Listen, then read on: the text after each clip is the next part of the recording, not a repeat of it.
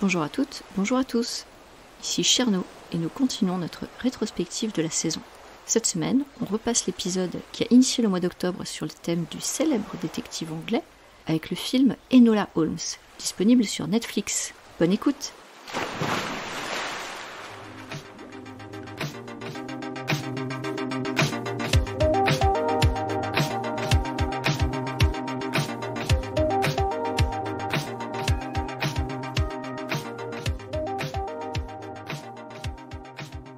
Bonjour et bienvenue dans ce nouvel épisode de Watchlist. Dans le cadre de la série spéciale sur Sherlock Holmes pendant le mois d'octobre, aujourd'hui, c'est Chernobog, moi-même, et Pomme qui allons vous parler du nouveau film Enola Holmes qui est sorti sur Netflix. Now, where to begin? My mother named me Enola, which backwards spells alone. And yet, we were always together. And it was wonderful. She was my whole world. Which leads me on to the second thing you need to know. A week ago, I awoke. Mother? To find that my mother was missing. And she did not return. I'm presently on the way to collect my brothers, Mycroft and Sherlock. Yes, Sherlock Holmes. The famous detective, my genius brother. He will have all the answers. Enola. Alors Pomme, qu'est-ce que tu peux nous dire sur ce film déjà ? Petit résumé pour savoir de quoi on va parler. Enola Holmes est la petite sœur de Sherlock et Mycroft Holmes. Après le départ de ses frères beaucoup plus âgés qu'elle et la mort de leur père, elle grandit à la campagne, en tête-à-tête avec sa mère, une femme considérée comme excentrique, qui lui inculque tout ce dont elle a besoin pour être indépendante dans la vie. Littérature, maths, histoire, chimie, arts martiaux, etc. Une de ses passions consiste à écrire des messages codés, et ça aussi elle le transmet à sa fille. Mais le jour de ses 16 ans, Eudora Vernet Holmes laisse un cadeau à Enola avant de disparaître. Pour elle, il est évident que sa mère a laissé des indices dans son cadeau pour la retrouver. Elle appelle tout de même ses frères avec lesquels elle a du mal à s'entendre de par leur différence d'âge et de leur vision de la place d'une jeune fille dans cette société anglaise de la fin du 19e siècle. Ça c'est pas mal, merci pour ce résumé, ça nous plante bien le décor. Moi déjà je vais commencer par donner mon avis sur le film, parce que je l'ai vu bien sûr, et en tant que fan de Sherlock Holmes et de son univers, moi j'ai beaucoup de choses à dire sur l'adaptation. Déjà le film en lui-même, alors c'est un agréable divertissement. C'est-à-dire que Enola, alors c'est Alone à l'envers, mais comme Pomme vous disait, il y a des codes, ils aiment bien faire des choses comme ça. Donc déjà, le sens de ce mot va évoluer au fil de l'histoire, donc c'est plutôt pas mal de donner cette interprétation quand on regarde. Et aussi, de temps en temps, donc Enola, elle va s'adresser au spectateur un peu comme Deadpool. Comme il fait des fois, il s'adresse au public. Donc il y a plutôt un bon rythme. Alors, pas avec les mêmes termes, pas sur le même registre de langage. Ah non, pas du tout. Non, on n'est pas sur le même genre d'humour. Non. Je parlais juste de la technique narrative, de s'adresser aux spectateurs, ce qu'on retrouve dans les comics ou dans les films. Mais non, heureusement, c'est pas le même genre d'humour. Ça aurait pu donner un petit genre, mais bon, le film aurait été un peu différent. Mais surtout, si vous vous attendez à voir Sherlock Holmes, vous passez votre chemin. Ici, on est dans l'univers d'Enola, pas Sherlock. Lui, c'est bon, il a ses bouquins, il a ses adaptations, genre plus de 200 adaptations. Là, c'est vraiment Enola qui a la vedette. Ça n'a rien à voir. Et je dirais même qu'on a un Sherlock Holmes intelligent, toujours, mais doux et un peu nigaud des fois, selon moi. Donc voilà, avant d'adresser un peu l'éléphant dans la pièce, dans la partie spoil, parce qu'on va vous faire une partie spoil, comme ça vous pourrez couper si vous voulez. Déjà, je trouve qu'on a un beau message sur les mamans. Pomme, tu disais qu'elle était excentrique, c'est rien de le dire. Et aussi sur l'importance de l'éducation des filles, sur le fait qu'il ne faut pas se fier aux apparences, enfin voilà. Alors, sur les apparences, c'est quand même quelque chose qu'on retrouve beaucoup chez Sherlock Holmes, puisqu'il est passé maître dans l'art du déguisement. Donc voilà, c'est un film assez riche, il y a un bon rythme, il y a plein de bonnes idées dans la narration, donc pour moi, c'est une vraie réussite. Et toi, Pomme, t'en as pensé quoi ? Alors, moi j'ai trouvé que c'était un film léger et visible en famille, assez... genre le film du dimanche soir qu'on va regarder en famille, voilà. Vraiment visible dès le plus jeune âge. Je trouve que l'histoire est un peu téléphonée. En tout cas, elle l'a été pour moi, mais bon, j'ai 36 ans, peut-être que si j'avais 14 ans, j'aurais été plus prise par certains arcs narratifs. Il y a un message féministe derrière l'histoire d'Enola, il est clair, je trouve qu'il est pas déconnant, il arrive quand même avec ses gros sabots. Ouais. Il n'y a pas de subtilité ou de finesse. Mais bon, il est là, il a le mérite d'être là. J'ai des regrets sur certains choix de scénario, mais on en parlera dans la partie spoil, je vais pas le dire maintenant. Et je trouve que la VF est très très bonne. C'est rare que je regarde un film en VF, là je l'ai fait parce que c'était plus facile, et je trouve qu'elle est vraiment très bonne. Non, ça c'est vrai qu'on a un super bon casting d'acteurs, alors c'est pas forcément des voix qu'on va reconnaître dans d'autres films ou quoi, mais la qualité du doublage, ouais, c'est vrai qu'elle était pas mal. Je trouve que le ton est juste, et ça colle bien aussi au mouvement des lèvres. Ouais. Complètement. Il n'y a pas de décalage avec les mouvements de lèvres des personnages. Non, et ça joue bien dans l'immersion dans l'histoire, on va dire. Ouais, sur le casting, il y a pas mal de choses, pas que le casting de la VF. Déjà, je trouve qu'on a un casting un peu fan-service, avec quelques stars des productions Netflix à succès. On retrouve Henry Cavill, qui est le héros de The Witcher, et aussi Millie Bobby Brown, qui est l'héroïne de Stranger Things. Donc Netflix sort l'artillerie lourde, on va dire. Également, je trouve qu'ils ont fait un effort pour inclure un casting anglais, puisque Sherlock Holmes c'est anglais, enfin ils ont fait l'effort. Donc on va retrouver Frances Delatour et Fiona Shaw. C'était les actrices qui faisaient respectivement la demi-géante là, dans Harry Potter, qui faisait du gringue un peu Hagrid, et une des tantes, la tante un peu folle dingue de Harry, qui était... tout ça c'était dans Harry Potter. Donc bon, après... Dans le casting anglais, je crois qu'ils sont tous passés par Harry Potter, donc c'est un peu compliqué de passer. Oui, ils sont tous passés par Harry Potter et Doctor Who. Ça, c'est vrai. Donc un super casting et un bon doublage. Enfin, vraiment, on est bien intégré dans l'histoire. Alors moi, par rapport au casting, ce que j'aurais à dire, c'est que, bon, Henry Cavill, moi, à la base, c'est pour ça que j'ai regardé ce film. Et pas pour l'histoire. C'est ridicule, écoute, mais c'est vrai. Je suis pas enfin, j'ai rien contre Sherlock Holmes, mais je suis pas une grande fan comme toi. J'ai lu peut-être un bouquin, deux. Si, j'ai lu... je sais que j'en ai lu un ado, j'ai découvert récemment qu'en fait c'était un Sherlock Holmes. Ah oui, quand même. Donc, tu vois, c'est pas... J'ai pas trop accroché à la série. Les films dont Julien a parlé la semaine dernière, je suis d'accord avec lui, c'est un bon film du dimanche soir, mais c'est pas ouf. Bon, voilà, je suis pas à fond. Donc peut-être s'il n'y avait pas eu Henry Cavill, j'aurais pas regardé cette série.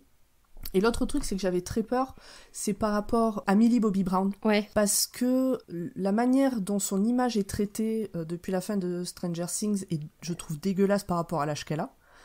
Enfin, à 13 ans, elle a quand même été élue plus belle femme d'Espagne. Enfin, ça m'avait beaucoup choquée à l'époque. Et donc j'avais vraiment peur de comment son image allait être traitée. Dans le film, elle joue une ado de 16 ans. Elle a 16 ans dans la vraie vie. Et c'est cohérent, je trouve, sa façon de se comporter, etc. Même par rapport à l'époque, ouais. Par contre, l'affiche du film, elle a tellement été retouchée qu'on la reconnaît pas. On dirait une femme qui a entre 25 et 30 ans et on ne reconnaît pas son visage. Et ça m'a un peu... du coup, voilà, son image a encore été traitée de manière un peu dégueulasse. Ouais, ça c'est pas faux. C'est vrai que sur le casting, j'avais deux craintes aussi. La première, c'était Henry Cavill. Bon, autant on peut regarder le film pour lui, j'ai aucun problème avec ça. Mais voilà, encore une fois, en tant que fan de Sherlock Holmes, quand j'ai vu Henry Cavill au casting, je dis mais what ? Mais qu'est-ce que c'est que ça ? Sherlock Holmes, normalement, il est maigre, il est grand, il a un nez aquilin, donc presque crochu. Enfin, rien à voir avec le gars, quoi, qui est une armoire à glace. Ça n'a rien à voir. Donc bon, physiquement, je trouvais qu'il y avait un petit décalage, mais pourquoi pas. Et le deuxième problème que j'avais avec Millie Bobby Brown, c'est que pour avoir vu la série Sherlock de Moffat, à un moment donné, Enola fait son apparition. Je vous dis pas quand, je vous dis pas comment.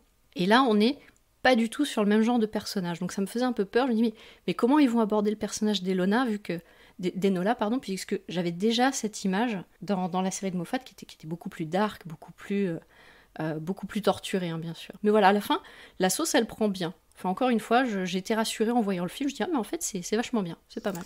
Alors, ce qu'on peut dire quand même sur Enola Holmes, c'est qu'elle n'apparaît pas dans l'œuvre originale de Sherlock Holmes.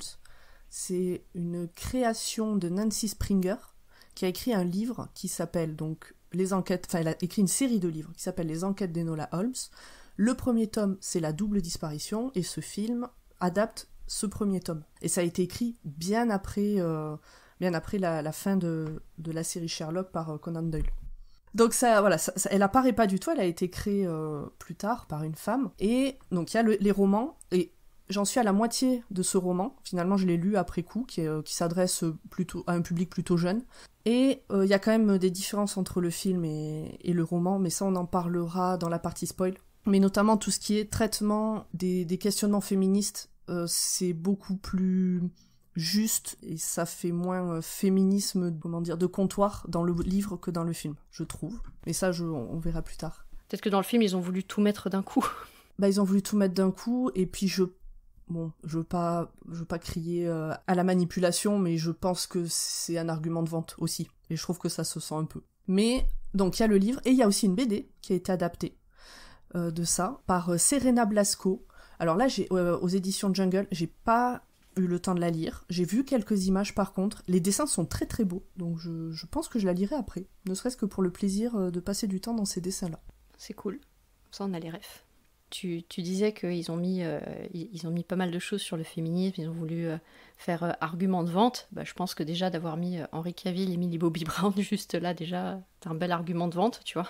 Donc ils ont vraiment, j'ai l'impression, ils ont pris des ingrédients dans les placards de la cuisine, ils ont tout mis dans le film, tout ce qu'ils pouvaient. Ouais, c'est un peu ça. Ça reste un film agréable à voir, mais tout à fait. Ça se voit. Tu m'étonnes. Ça, on sent bien les ingrédients. Ouais.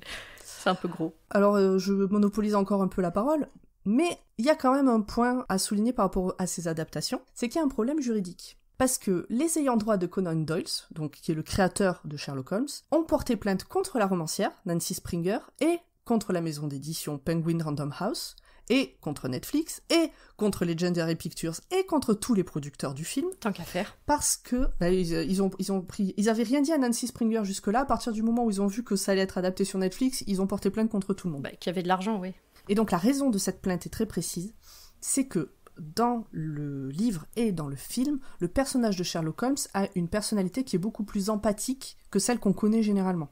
Donc ce qui s'est passé, c'est que la plupart des livres de Conan Doyle sont tombés dans le domaine public. C'est-à-dire que n'importe qui peut en faire ce qu'il veut, l'adapter comme il veut, créer d'autres personnages, Enola Holmes par exemple, il n'y a pas de problème. Sauf quelques-uns, et l'aspect sympathique de Sherlock n'apparaît que dans ces livres-là. Le point juridique, c'est sûr, vous n'avez pas le droit d'utiliser Sherlock Holmes de manière sympathique, sans payer, parce que dans ce qui est dans le domaine public, il n'est pas sympa. Ouais, c'est tout à fait ça. Normalement, je parlais du casting qu'Henry Cavill, j'étais un petit peu choquée de voir l'armoire à glace incarner Sherlock Holmes, mais effectivement, là il est gentil, il est sympa, il est très empathique par rapport à sa petite sœur, et c'est pas le Sherlock Holmes qu'on connaît dans les livres. Et juste une remarque là-dessus pour montrer qu'ils sont vraiment à pinailler sur rien, c'est que ce Sherlock Holmes qui apparaît de façon empathique et sympathique n'apparaît que dans les œuvres post-1923, c'est-à-dire uniquement dans le recueil de nouvelles, les archives de Sherlock Holmes. Donc clairement pas ce qui s'est vendu le plus, c'est clairement pas les aventures les plus marquantes, c'est le seul recueil où il apparaît de cette façon, mais c'est le seul recueil sur lequel il possède les droits, et puis ils se sont dit, on va rincer jusqu'au bout. Hein. Donc, moi ça me fait penser aux ayants droit d'Hergé également, qui peuvent être tout aussi casse-pieds sur ce genre de choses. Ouais, tant qu'il y a du fric à se faire. C'est ça. Ils sentent que c'est bientôt fini tout ça. Ouais, comme tu disais, tant qu'il n'y avait pas d'adaptation Netflix, ça les dérangeait pas trop. Il y a quand même 8 tomes de Enola Holmes en roman. Oui, mais là il y a de l'argent à se faire, tu vois. Donc... oui. Je pense que c'est ça le sujet. Je te propose de passer sur la partie spoil. Oui. Si vous n'avez pas vu le film et que vous voulez le voir, vous stoppez là. Et on vous dit au revoir. Vous revenez nous écouter par contre. Bon, moi j'ai trouvé que c'était un peu forcé sur le féminisme. Je veux dire, je trouvais ça cool dans l'ensemble, jusqu'au moment où ça a poussé à des incohérences dans l'histoire. L'émancipation de la jeune fille, c'est cool. 2 ados qui se rapprochent en fuyant leurs obligations sociales respectives, c'est mignon. On a des clichés inversés aussi, comme ici, c'est le garçon qui est un peu fragile. À un moment donné, il tombe du train et puis il est là. Ah, j'ai perdu un bouton, et puis elle le regarde, genre, mais qu'est-ce que c'est que ce fragile, quoi. Donc là, on a des clichés un peu inversés qui sont assez amusants, mais là où je dis qu'il y a des incohérences, où ils ont poussé le truc, c'est, à un moment donné, ils cherchent à fuir, donc ils se déguisent. Et le coup classique, c'est que quand une fille, elle a les cheveux longs, elle se les coupe. Oh là là, elle sacrifie ses cheveux, etc. Là, Enola, qu'est-ce qu'elle fait ? Elle cache ses cheveux dans une casquette. Très bien, ma foi. Et quand elle rencontre le gars, lui, pour le déguiser, qu'est-ce qu'elle fait ? Elle lui coupe les cheveux. Mais c'est quoi l'intérêt ? Et je me dis, mais... Osef, on coupe les cheveux de celui qui a les cheveux le plus longs éventuellement, mais là c'était même pas le cas. C'était juste pour dire, moi je me mets les cheveux dans la casquette, et lui par contre c'est le gars, on va lui couper les cheveux. Donc j'ai trouvé que j'ai compris l'allusion, mais je me dis mais c'est même pas cohérent quoi.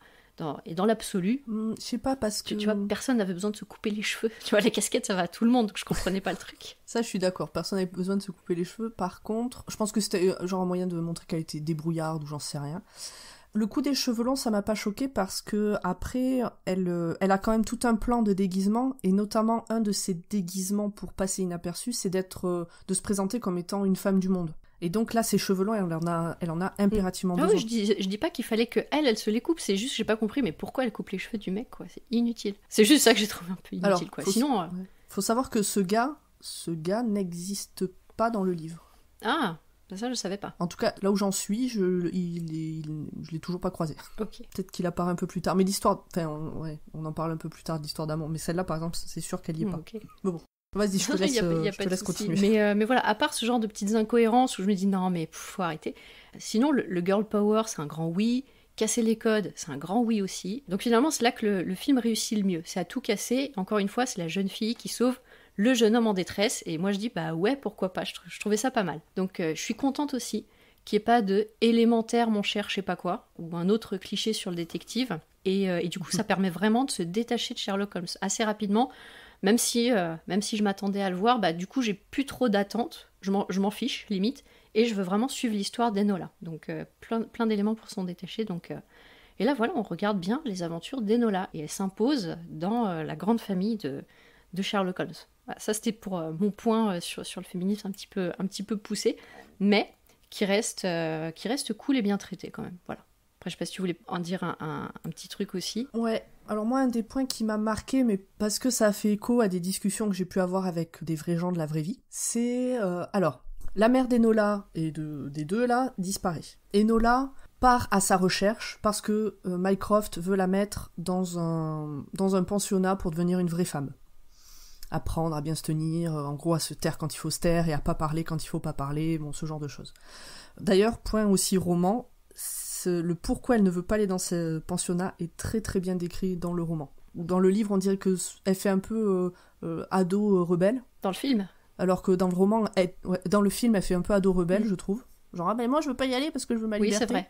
Dans le roman, il y a toute une description des sévices que tu endures pour être une vraie femme du monde qui est plus intéressant. Bref, je reviens au film. Je suis en train de le lire, le roman, du coup je l'ai vraiment limite plus en tête que le film. C'est mieux dans les livres. Donc pour en revenir au film... Oui, pour revenir au film, donc la mère se barre, Enola la suit, Sherlock la cherche. Dans sa recherche, donc elle suit sa route, et à un moment donné elle croise Edith. Edith qui est une amie de Madame Holmes, enfin de la maman Holmes. Donc il y a une discussion entre Sherlock et elle, et puis au bout d'un moment Edith lui parle d'Enola, lui dit que Enola veut pas aller dans ce pensionnat. Sherlock se met en retrait, il dit que il a rien à dire, c'est pas lui le tuteur d'Enola, c'est son frère. Puis bon, en gros il y connaît rien, ça le regarde pas, il veut pas s'en mêler, pas de politique, pas de débat, rien. Et là Edith lui dit que c'est facile d'être dans cette position-là quand on n'a jamais eu à se battre pour avoir les privilèges qu'on a. C'est vrai. Et c'est juste une phrase, et puis après il passe à autre chose. Parce que bon, c'est vrai que Sherlock, c'est quand même un homme blanc, jeune, riche, dans une société anglaise, qui vraiment lui réserve une place de choix dans son truc. D'ailleurs, son frère est à la Chambre des députés, je crois, donc... Je crois c'est le responsable des services secrets, un truc comme ça. Il est toujours un petit peu mystérieux, volontairement. Ouais, mais très proche de la reine. Ouais. Donc Sherlock pourrait aussi, par exemple, je suppose. Et donc voilà, Edith lui dit, oui, mais c'est un peu facile de dire, moi je sais pas, je m'en mêle pas, ça me regarde pas, je veux pas savoir quand on n'a jamais eu à se battre pour avoir les privilèges qu'on a. Et c'est une discussion que j'ai déjà eue avec des copains, alors plus d'hommes que de femmes, autour de moi justement. Ce truc de, ah non, moi je sais pas, je veux pas savoir, ça me regarde pas, je suis pas concernée, ni pour ni contre, bien au contraire. Et donc voilà, ce point-là, je l'ai trouvé intéressant. Parce que je le trouve assez actuel. Ouais, c'est vrai. Elle le souligne à un moment donné, hein. Il y a clairement les gens qui veulent pas changer la société, ceux qui s'en fichent, et ceux qui veulent la changer. C'est un peu toujours ces trois types de profils qu'on retrouve à travers le film, et même après, quand le Lord il se fait enlever, et qu'on comprend le pourquoi du comment à cause d'une loi à passer, voilà. Donc pour moi, c'est vraiment une invitation pour le téléspectateur à réfléchir sur ses postures vis-à-vis des changements sociétaux, même actuels. C'est peut-être pour ça que c'est... Des fois, on trouve que c'est un peu forcé, mais je pense que le fait de pousser à la réflexion, c'est pas malsain, au contraire. Bah justement, là, le film se passe autour... J'ai pas retenu le nom. Alors, c'est une vraie lutte qui a eu lieu sur une vraie loi qui est passée. Évidemment, j'ai pas retenu, j'ai pas noté, parce que sinon, sinon ça aurait été trop bien fait. Donc, l'histoire se passe autour de ça, et il y a un lord qui a le même âge, qui a 16 ans, qui a le même âge qu'Enola. Son père vient de mourir, donc c'est lui qui doit prendre normalement sa place, mais il décide de fuir parce que lui il a pas envie de cette vie d'aristocrate déjà toute tracée, il sait déjà toute sa vie comment elle va être, donc il fuit, voilà, encore un ado rebelle. Et en fait on découvre qu'il y a quelqu'un qui essaie de le tuer, on sait pas qui. Alors on a plein d'idées, puis on se dit c'est peut-être l'oncle, enfin moi je pensais que c'était l'oncle quasiment jusqu'à la fin. C'était voulu, hein. Il balade les gens. Ouais, si lui disparaissait, c'était son oncle qui prenait sa place à la Chambre des Lords, pour le coup. Et donc, pour voter cette loi, parce qu'il manque une voix pour que ça passe ou que ça ne passe pas. Ils sont à égalité, il manque juste la voix de ce gamin. Et donc, en fait, on apprend que c'est la vieille... Enfin, pardon, que c'est la vieille, que c'est sa grand-mère. Que c'est sa grand-mère... C'est la vieille. Ouais, voilà, c'est la vieille. Que c'est sa grand-mère qui veut le tuer. Donc c'est une vieille aristocrate. Et donc elle préfère tuer son petit-fils de ses propres mains, parce qu'elle y va quand même de ses propres mains, plutôt que de voir le monde qu'elle connaît changer et remettre en question son train de vie et ses privilèges. Donc là, il y avait un gros côté hockey boomer qui et qui, pour moi, fait écho à d'autres luttes, et donc plutôt les luttes militantes écologiques actuelles. Voilà. Mais c'était vraiment, là aussi, c'était pas fin comme message, hein, c'était vraiment... je préfère tuer mon petit-fils plutôt que moi qui vais bientôt mourir, ma vie elle change. Bah après, ça reste un divertissement, ça reste un bon film, comme tu disais, à voir le dimanche. C'est pas un film d'auteur, hein, mais ça reste... Moi, je trouve que dans l'ensemble, du coup, ça va. Ça pose des bons sujets, même si c'est un peu gros, parce qu'on est un petit peu chichi, quoi, mais je trouve que c'est bien fait, finalement. Mais c'est ça. Dans le canapé, sous le plaid, avec toute la famille, en mangeant une pizza, parfait. Du thé Earl Grey avec des scones, quand on regarde Sherlock Holmes. Bon, d'accord. Ou chacun faites-vous le petit plat qui vous va, et puis chacun mange. Oui, voilà. La pizza, la raclette, ce sera bien. Merci d'avoir été avec nous et d'avoir suivi tout ce qu'on avait à vous dire sur Enola Holmes. Il y en avait quand même pas mal de choses. Vous retrouverez le prochain épisode de Watchlist, toujours sur le thème Sherlock Holmes. Cette fois, on va parler de la série Sherlock de Moffat. Et vous verrez qu'il y a des petits liens qu'on peut faire, vous verrez. Et c'est Aurélie de Iliou qui vous le présentera. Watchlist est un podcast de Podcut. Vous pouvez nous soutenir sur le Patreon, qui est dans le commentaire du podcast, et venir écouter les copains aussi, tous les autres podcasts qu'il y a chez Podcut.